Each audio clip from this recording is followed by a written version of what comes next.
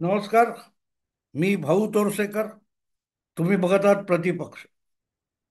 मित्रांनो, आजच्या विषयाला सुरुवात करण्याच्या पूर्वी एक तुम्हाला विशेष माहिती द्यायची आहे.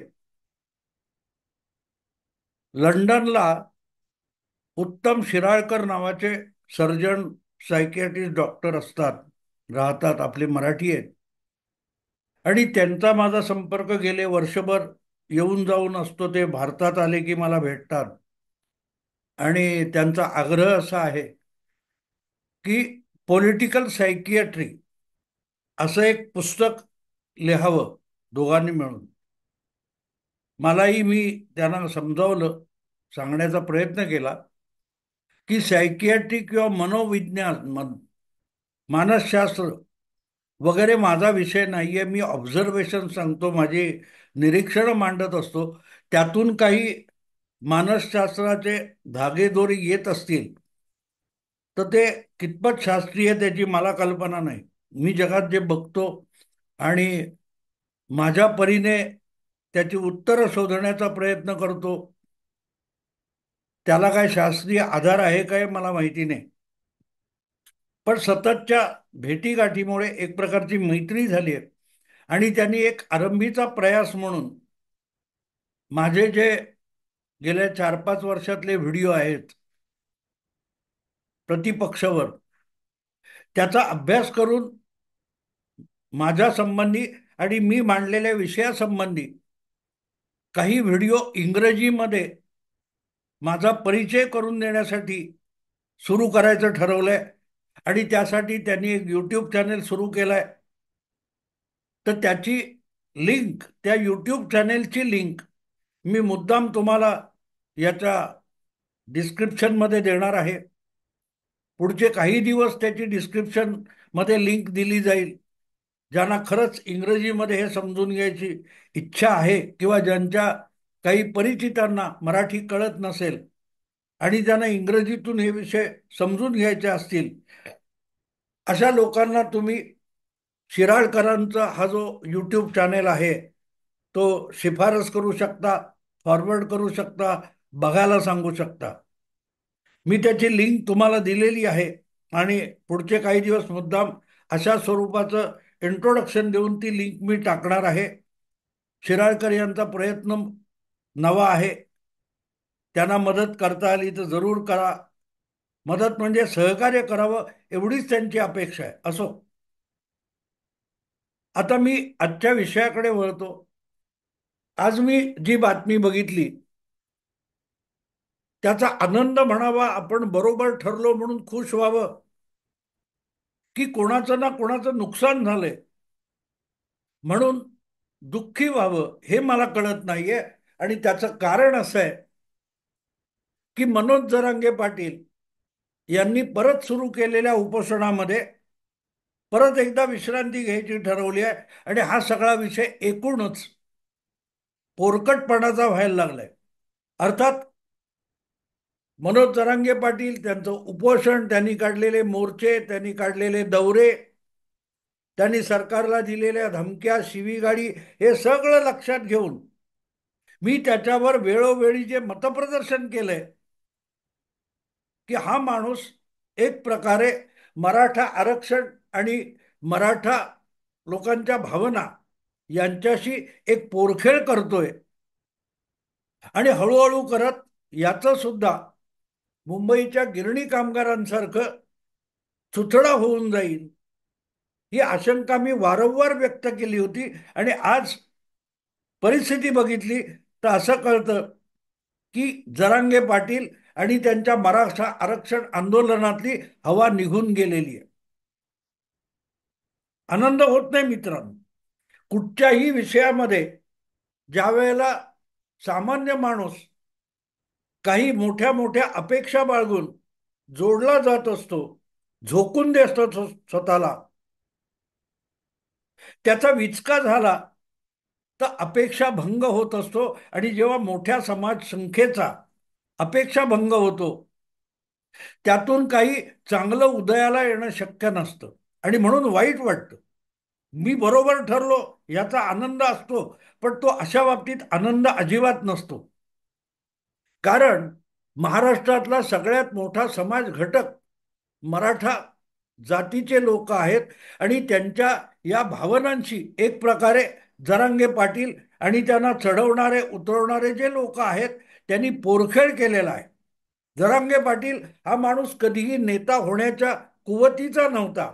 एका परिस्थितीमध्ये अंतरवली सराटीमध्ये त्यांनी परस्पर सुरू केलेलं जे उपोषण होतं त्याच्यावर पोलीस कारवाई झाल्यानंतर जो भडका उडाला आणि त्या आगीमध्ये माध्यमांनी सनसनाटी माजवण्यासाठी जे तेल ओतलं त्यातून जरांगे पाटील हा नको तितका मोठा एक अकराळ विक्राळ नेता होऊन बसला, पण तो नेता नव्हता. ज्याच्या मागे लाखोच्या संख्येने लोक जातात त्याला नेता मानण्याची आपली एक चुकीची पद्धत झालेली आहे. नेता आपल्या मागे येणाऱ्यांच्या आपलं अनुकरण करणाऱ्यांच्या गळ्यात नावडता विषय देखील सहजगत्या मारू शकला पाहिजे आणि त्यांच्या भल्याचं असणारं पण त्यांना आत्ता न समजणारं जे काही धोरण आहे ते त्यांना पटवू शकेल तोच खरा नेता असतो. आणि त्या बाबतीत मला कुठल्याही बाजूने कुठल्याही अर्थाने जरांगे पाटील हा मराठा समाजाचा नेता आहे असं वाटत नाही, कधी वाटलं नाही. आणि म्हणूनच शरद पवारांसारख्या अत्यंत धूर्त मराठा नेत्याने मोठ्या चतुराईने जरांगे पाटील यांच्या आंदोलनाचा आणि उपोषणाचा आपल्या निवडणूक राजकारणामध्ये सराईतपणे वापर करून घेतला. सराईतपणे वापर करून घेतला. पण त्यातून ज्या प्रकारे मराठा आणि इतर जातींमध्ये वितुष्ट निर्माण होते आणि त्याचे दूरगामी दुष्परिणाम होऊ शकतात याचा विचार सुद्धा शरद पवारांनी केला नाही. ही अत्यंत दुःखद गोष्ट होती आणि त्याचा वारंवार उल्लेख माझ्या व्हिडिओतून आलेला आहे. मी सतत सांगत होतो मराठा आरक्षण हा फक्त मराठा जातीपुरता विषय नाही, तर जो समाज महाराष्ट्रामध्ये सर्वात मोठा समाज घटक आहे त्याला दुःखी ठेवून त्याला वंचित ठेवून महाराष्ट्राचा आणि मराठी संस्कृतीचा समाजाचा कुठलाही विकास होऊ शकत नाही. महाराष्ट्र प्रगतीपथावर जाऊ शकत नाही, ही वस्तुस्थिती आहे. पण ज्या वेळेला आपण आंदोलन करतो आणि वेगवेगळ्या मागण्या पुढे करतो त्या मागण्या जर शासकीय पातळीवर प्रशासकीय पातळीवर पूर्ण करून घ्यायच्या असतील तर मग त्या मागण्यांना कायद्याच्या चौकटीत बसून आणि प्रशासकीय अंमलबजावणीच्या चाकोरीतून पुढे सरकवून घ्याव्या लागतात. मग ते आंदोलनकर्त्याचं काम असतं तितकंच प्रशासनात किंवा सत्तेत बसलेल्या लोकांचंही काम असतं. आणि आपण बारकाईने बघितलं असेल तर सरकारी पातळीवर अतिशय संयमाने या दृष्टीने हालचाली होत होत्या. जर न्यायालयाने आरक्षणाच्या टक्केवारीला काही लक्ष्मण रेषा आखून दिलेली आहे तर कुठलंही सरकार आणि कुठलंही कायदे मंडळ कितीही आकड्यांची आरक्षणाची मर्यादा वाढवत गेलं तरीही ती मर्यादा अंमलात आणता येणार नाही. याचं कारण त्याला न्यायालयीन लक्ष्मण रेषा आखलेली आहे. आणि म्हणून अमुक कुणबी म्हणून मराठ्यांना मान्यता द्या किंवा कुणबी आरक्षणातून ओबीसी आरक्षणातून मराठ्यांना आरक्षण द्या या वेड्या वाकड्या मागण्या जरांगे पाटील यांना करणं सोपं होतं. आणि आपल्याला आवडती घोषणा किंवा मागणी आहे म्हणून त्याच्या प्रेमात मराठा समाजातल्या काही उतावळ्या लोकांनी पडणंही स्वाभाविक होतं. तरीही त्यात यश मिळण्याची बिलकुल शक्यता नव्हती. आणि म्हणूनच अशा प्रकारच्या मागण्या रेटून रेटून पुढे नेत आणि मोठ्या संख्येने झुंड उभी करून एक वातावरण निर्मिती केली म्हणून त्यात यश मिळण्याची बिलकुल शक्यता नव्हती. एक लक्षात ठेवायचं असतं जन आंदोलन हे तिथे तोकडं पडतं जिथे तुम्ही संघटित ताकदीच्या प्रशासनाच्या मार्गावर आडवे येत असतात. प्रशासन हा संघटित प्रयास असतो. सुसंघटित आणि अत्यंत ऑर्गनाइज असा प्रयत्न असतो. तितका झुंड हा विस्कळीत प्रयत्न असतो. त्यामुळे विस्कळीत प्रयत्न अपयशी ठरणं आणि संघटित प्रयत्न यशस्वी ठरणं याला पर्याय नसतो. आणि म्हणूनच आंदोलन जेव्हा निर्माण होतात तेव्हा त्या आंदोलनाने शासनाच्या सुसंघटित यंत्रणेबरोबर एकत्र बसून मार्ग शोधणं अगत्याचं असतं. आणि त्याचं भान नसलेल्या माणसाच्या हाती जर आंदोलनाचं नेतृत्व असेल तर मग आंदोलन कितीही उदात्त असलं आणि मागण्या किती रास्त असल्या तरी त्याचा विचका होण्याला पर्याय नसतो. जरांगे पाटील हा एक प्रकारे मनमानी करणारा आणि माथे फिरू माणूस होता. त्यामुळे मी म्हणतो म्हणून, नाही तर तुला बघून येईन, ह्याला बघून येईन, आत्ता चाललो मी सागर बंगल्यावर येतो, माझ्या छातीवर गोळ्या घाल, काय काय काय काय बोललं गेलं.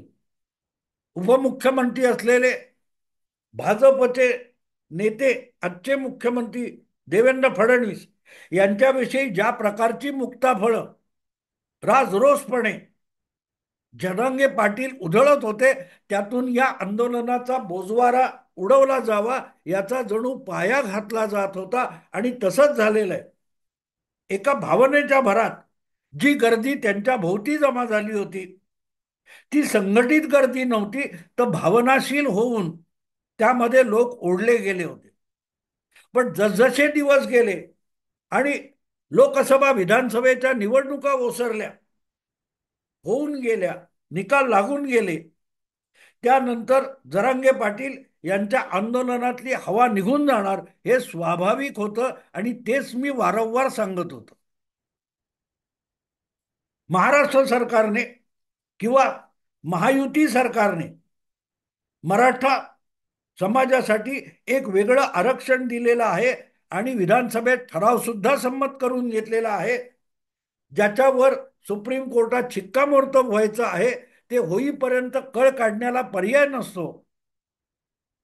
कारण सुप्रीम कोर्टाचा आदेश हा घटनात्मकतेवरचा अखेरचा शिक्कामोर्तब असतो. आणि तो नसेल किंवा एखाद्या निर्णयाला कोर्टामध्ये आव्हान दिल्यानंतर स्थगिती मिळालेली असेल तर त्याच्यावर कुठलंही राज्य सरकार किंवा केंद्र सरकार अंमलबजावणी करू शकत नसतं.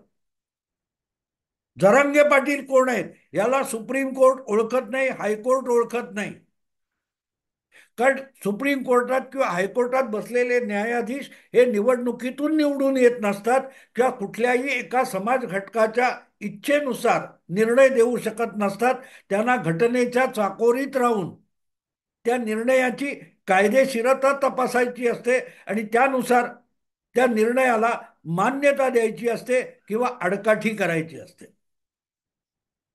आणि म्हणून विषय जर सुप्रीम कोर्टात अडखळून पडलेला आहे, अशा वेळेला देवेंद्र फडणवीसांच्या नावाने शंख करायचा किंवा जातीपातीचं राजकारण करून धुमाकूळ घालायचा, इथेच मराठा आरक्षण आंदोलन भरकटलेलं होतं.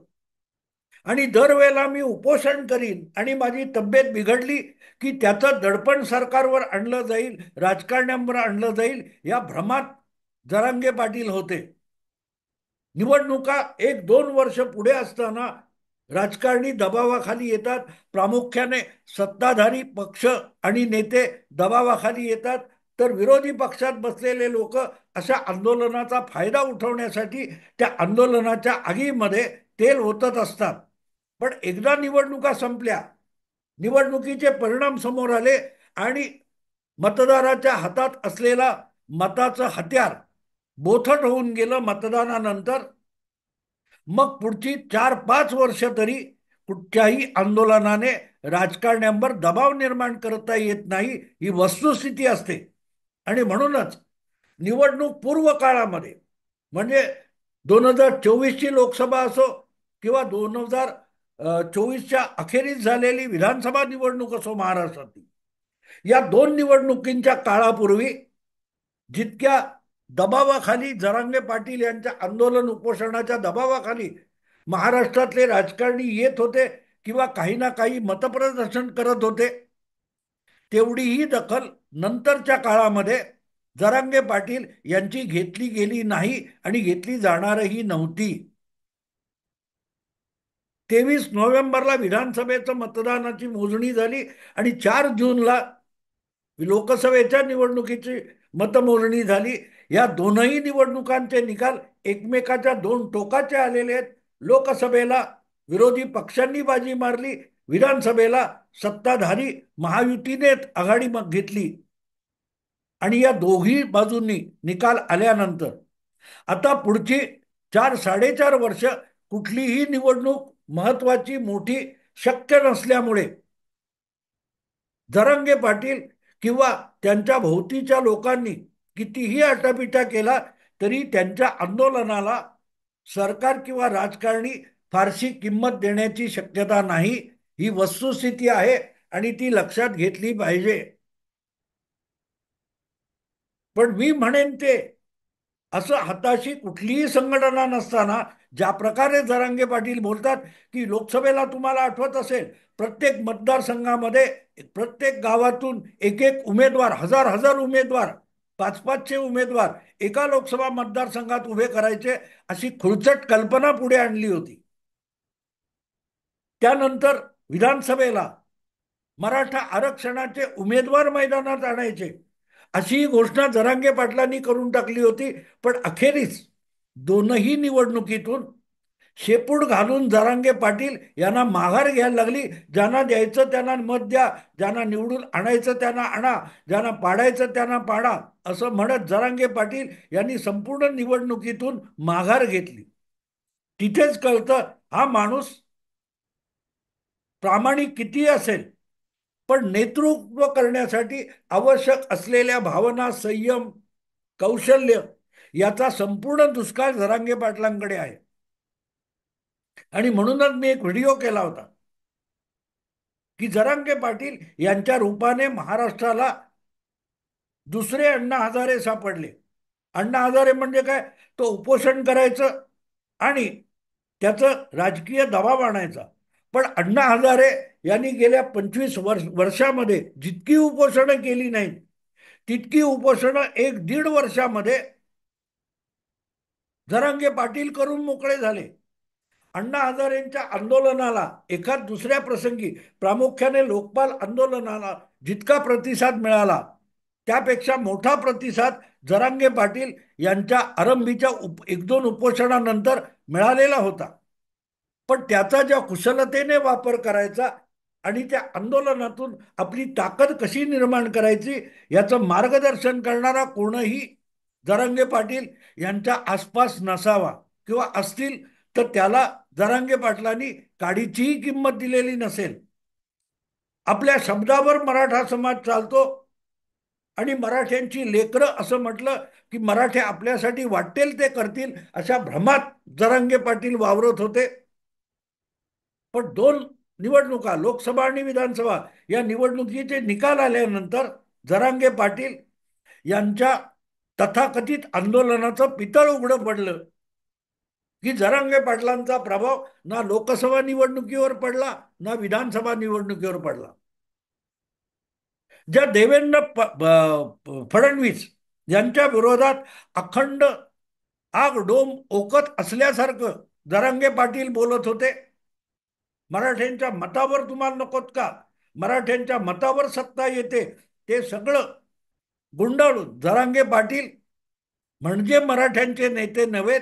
त्यापेक्षा अधिक मान्यता मराठा नसून सुद्धा देवेंद्र फडणवीसांना महाराष्ट्रात आहे याचा कौल विधानसभेच्या निकालातून मिळाला.